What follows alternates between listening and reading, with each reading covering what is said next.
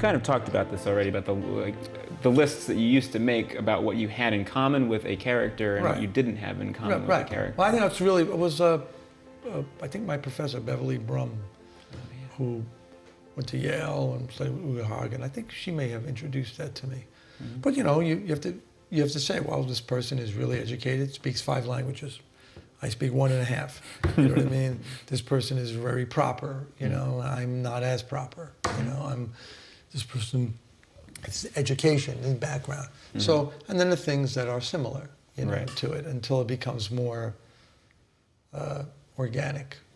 You know, when I played this monk, when I did William of Baskerville, I had to play like an English monk in Italy. I'm not a scientist. I'm not a philosopher. I'm not a mathematician. But the more I got involved with Echo, that I knew, you know, I finally said to the guys, I don't want to do this series unless I get to say Echo's words. I'm tired. Echo. Roberto, yeah. Oh, right. And the more I worked on it, I had so much to learn, so many things that I didn't have in common with it. But I was so... Did you make that list? No, I didn't have to, because I had so much. So I just studied all these things. And to play someone who is a scientist and whose delight is in not knowing and figuring out all these it's all based on like labyrinths by Borges. Oh, yeah. And to be able to get the takes right, when it was too muscular, it became didactic. You didn't have the joy of it being ahead of you. And I had to learn so many lines, and we were always rewriting it. And I mean, sometimes my brain would just go like, but I realized when I was in the realm of discovery, the joy of it, how delicate it was and how hard it was to do that. And so that was something I was working towards too, because that's not how my brain works.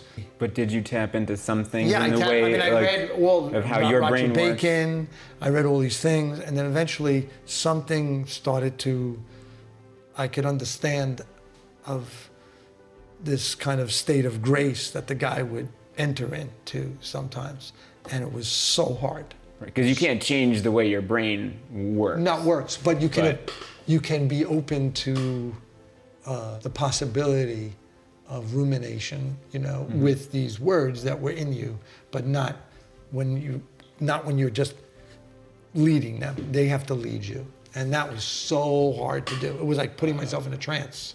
And I was like, but also communicating it to the other guy. And we had scenes where you would want to pull your hair out of your head. But I was really wanted to get the writer's voice. And that's what I've learned more than even the list. If it's a writer, I want to absorb everything I possibly can, because they're going to lead me there. The person who wrote this who wrote the book. The book, exactly. Not the script. Right, I was going to say. Because a lot of times the people who write the script imagine they're as smart as these brilliant novels, and they're like, the level is like, you know, one person's a master, another person's like, you know, a freshman, you know what I mean, or in high school, and it's just ridiculous, the simplification of it all. So, but in that, there is those lists, because all those things I was not. So I knew going in, I was like, I don't need to make that list anymore. Because it's pretty one-sided at this point, right? But then you realize, okay, my curiosity or my humanity or my empathy for others, they all match up well. But working yourself into a trance in terms of... Well, that was only from doing the work. Right. If you do all the have work, enough then time. and then he would tell me, the director would say, that is too, you know. I was like, yeah, I know. Okay. Yeah. But I have to do one that way with two to get me to, so I know my my posts. You know, I know I go here, I do this, and I do that, and I got to get it in my body, the words and the movement, and then try to get to this other point of like,